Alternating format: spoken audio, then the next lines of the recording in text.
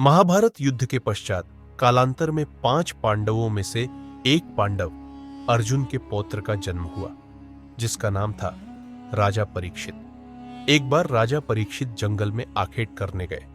उसी दौरान उन्होंने जंगल में कलयुग को देखा। परीक्षित ने कलयुग को तुरंत भूलोक छोड़ जाने का आदेश दिया, जिस पर कलयुग राजा के पैरों में गिर पड़ा और दया की भीख मांगने लगा। राजधर्म कहता है कि चरण में आए को शरण देना ही क्षत्रिय का परम कर्तव्य है। जिसके बाद राजा परीक्षित ने कलयुग को 5 स्थान निवास करने के लिए दिए और कहा, जहां मदिरापान, वेश्यावृत्ति, जुआ, हिंसा और पाप द्वारा अर्जित स्वर्ण होगा, वहां तुम्हारा निवास होगा। राजा परीक्षित ने इस समय स्वर्ण मुकुट धारण कर रखा था, जो उन्हें अपने पूर्वजों से विरासत में मिला था। यह स्वर्ण पाप कर्मों में लिप्त था। इसी बात का फायदा उठाकर कलयुग मुकुट में प्रवेश कर राजा के सर पर सवार हो गया। जंगल में आखेट करते राजा परीक्षित को प्यास लगी। उन्हें जंगल में एक कुटिया दिखाई दी। जब उन्होंने अंदर प्रवेश किया तो देखा ऋषि शमीक तपस्या में लीन बैठे थे। जब परीक्षित ने ऋषि से पीने हेतु जल मांगा तो तपस्या में ऋषि ने कोई प्रत्युत्तर नहीं दिया। जिसके बाद कलयुग के प्रभाव से क्रोध में आकर राजा परीक्षित ने ऋषि के गले में मृत सर्प डाल दिया और अपने महल लौट आए। उन्होंने जैसे ही आराम करने के लिए अपना मुकुट उतारा, उन्हें याद हुआ उनके हाथों से बहुत बड़ा अनर्थ हो गया है। राजा तुरंत घोड़े पर सवार हुए और ऋषि शमीक की कुटिया के समीप आ पहुंचे। लेकिन राजा से ठीक पहले ऋषि शमीक के पुत्र ऋषि शृंगी वहां पहुंच चुके थे।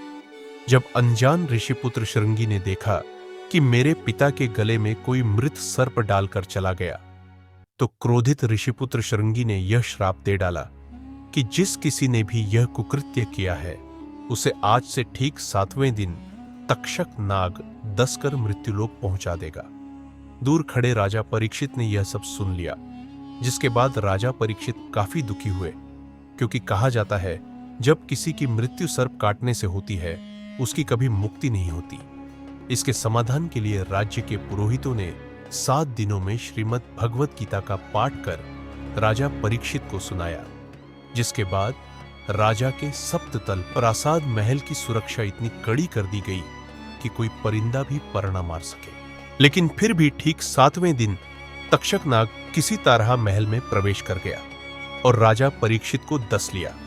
जब राजा परीक्षित के पुत्र जन्मेजय को यह मालूम हुआ कि उसके पिता की मृत्यु तक्षक के डसने से हुई है, तब जन्मेजय के मन में प्रतिशोध की भावना भभक उठी और जन्मेजय ने सांपों का अस्तित्व मिटाने की प्रतिज्ञा ली और सर्प दमन यज्ञ प्रारंभ कर डाला, जिसके कारण भूलोक के समस्त सर्प यज्ञ की अग्नि में आकर भस्मीभूत होने लगे।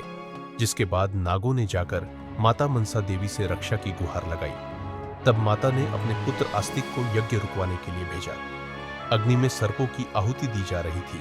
तब माता मनसा देवी के पुत्र आस्तिक के सत प्रयत्नों से नागों के प्राणों की रक्षा की गई। समय बीता गया और एक दिन जन्मेजय की भी प्राकृतिक कारणों से मृत्यु हो गई।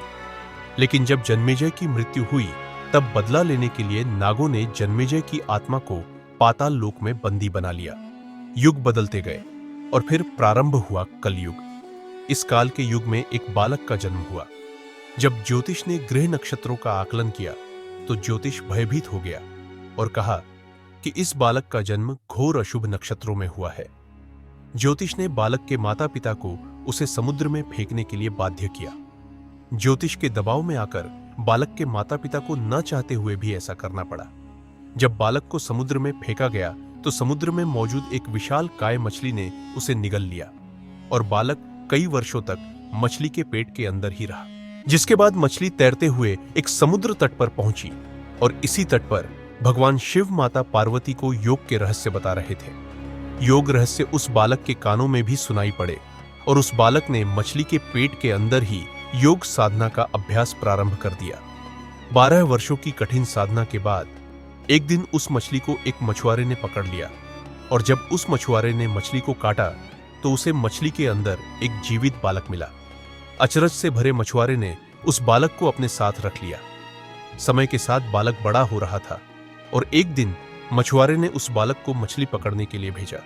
जैसे ही बालक ने मछलियां पकड़ी तो देखा बाहर निकालते ही मछलियां तड़पने लगी। करुणामयी बालक ने सभी मछलियों को वापस जल में छोड़ दिया और खाली हाथ वापस लौट आया। जब मछुआरे को इस बात का पता चला तो उसने बालक को बुरा भला कहा। जब मछुआरे ने बालक को बुरा भला कहा तो वह बालक उस स्थान को छोड़ अज्ञातवास की ओर निकल पड़ा। अपने भरण पोषण के लिए भिक्षा मांगने लगा और अपना संपूर्ण जीवन साधना में लगा दिया। समय बीतता गया और समय के साथ साथ वह बालक एक प्रबुद्ध सिद्ध के रूप में उभरा। कुछ लोग उन्हें भगवान शिव का भक्त तो कुछ लोग उन्हें भगवान शिव का अंश भी मानते हैं। इतने लंबे समय तक मछली के पेट में पलने के कारण इन्हें गुरु मत्स्येंद्रनाथ के नाम से जाना जाने लगा। उन्हें मछलियों का भगवान भी कहा जाता है। इत्तेफाक कहे या कुछ और, ऐसी ही घटना का वर्णन तिब्बती प्रस्तुतिकरण में भी मिलता है। कुछ विद्वान इस घटना और बाइबल की योना और वेल की कहानी के बीच समानताएं खींचते हैं। वीडियो पसंद आया तो चैनल को सब्सक्राइब करके साथ रहे। धन्यवाद।